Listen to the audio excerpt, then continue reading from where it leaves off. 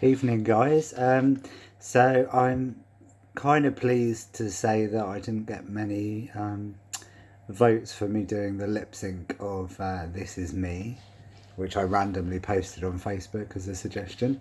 I came up with that idea after having had a few drinks. So, in the cold light of day, when I'm not, when I haven't had anything to drink, I really don't fancy doing a lip sync to a song from The Greatest Showman. So I'm really pleased that not many people were up for that. So to those of you who wanted me to do it, I'm sorry. Maybe another time. Um, I guess the reason I wanted to do that is because the song "This Is Me." I love the words and I love the meaning behind it.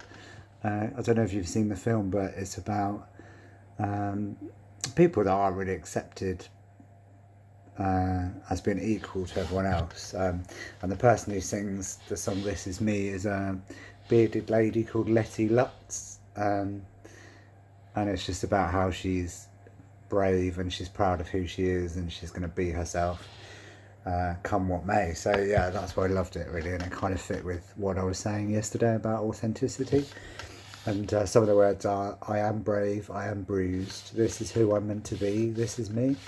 And I can really relate to that. So anyway, so the what I wanted to vlog about this evening is about, I guess, my journey with adult ADHD.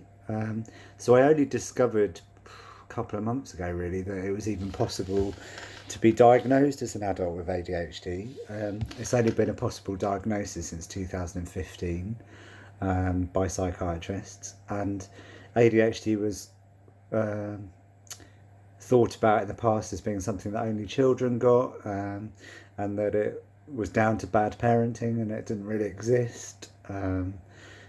Certainly not that it would affect adults, or that it's a legitimate diagnosis, but actually it is. Apparently 2/3 of children with ADHD are supposedly not don't grow out of the symptoms of ADHD. And also, it was believed that a lot of children were missed with the ADHD diagnosis because they weren't badly behaved. They were more the daydreaming kind of people that did the homework and were well behaved but couldn't really concentrate or pay attention. And that's definitely what I was like when I was younger.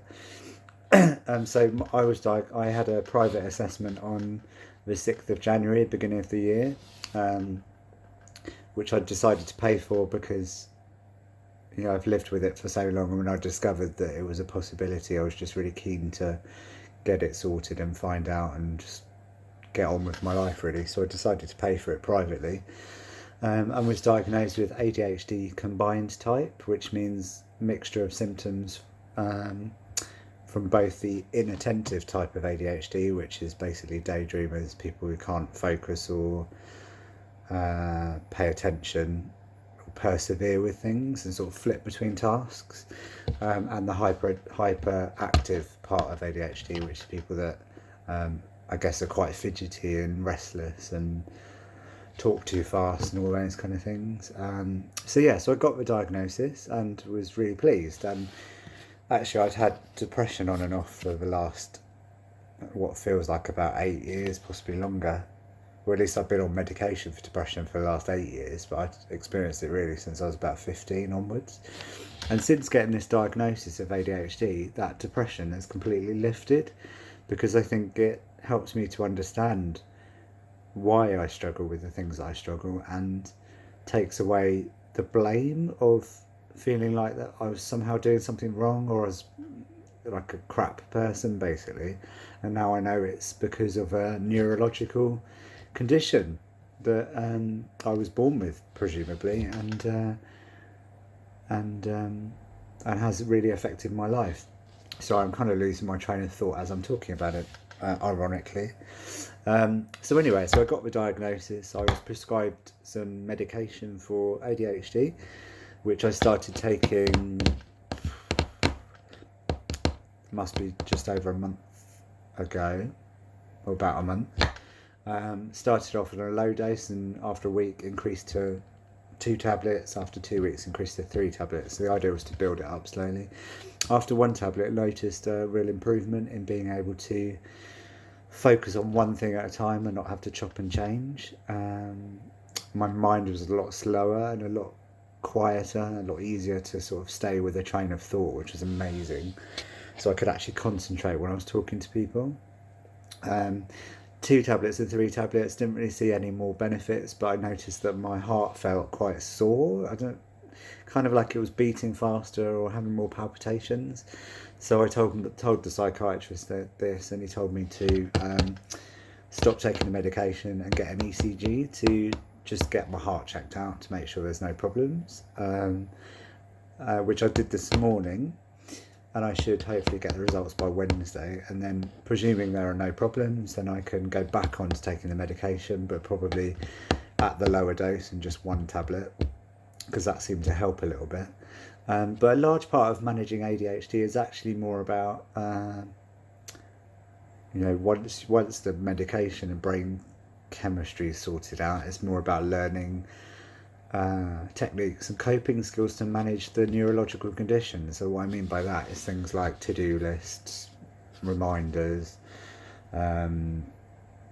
practical skills basically, which I'm learning currently, and I've got some sessions with somebody who's helping me to understand ADHD and how to manage it. So pretty awesome. So the future's looking much, much better. I love the diagnosis, love that it's given me access to the medication I need, love that I know what I'm contending with and what I need to manage.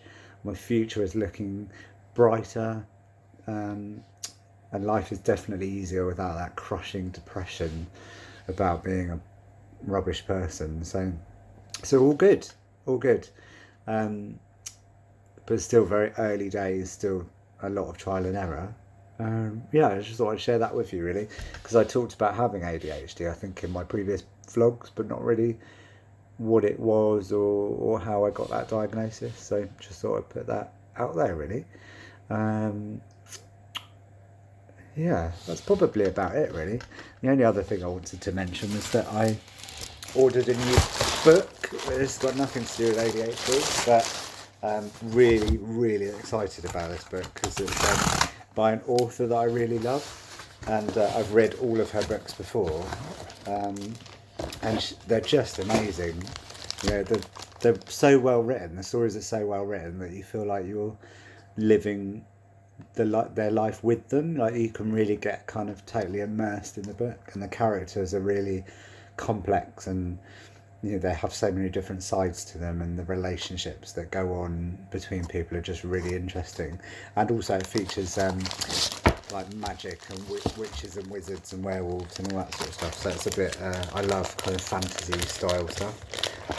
Just trying to open it, bear with me. Possibly should have opened it before doing the vlog, but I randomly decided to talk about it as I've sat here. So it's a new book. I think it's the 3rd book in the series called The Dark Artifices. Don't know if you can see that. It's by Cassandra Clare, Queen of Air and Darkness. So I've read the other 2, and I've also read her other series as well, and they're really, really good. So I'm really excited about reading that. Trouble is, it's really big. Probably the biggest book I've read in a long time, and I'll probably get totally immersed in it that the rest of life will cease to exist. And I love reading fantasy fiction books because I just find normal life incredibly boring. I hate boring, normal, trivial, day-to-day jobs and things that you have to do, which is partly connected to the ADHD, because apparently there's a deficiency in the dopamine in the brain. With people who have ADHD. So what they do is they're constantly seeking new and novel experiences because nothing stimulates them or sort of grabs their attention for long enough. So actually, when I go back on the medication, I'm hoping that I'll be able to get more enjoyment from normal sort of everyday tasks. But anyway, in the meantime, I'm going to get lost in this book. And on that note, I will let you guys go, and thank you so much for listening. Take care, guys. Bye.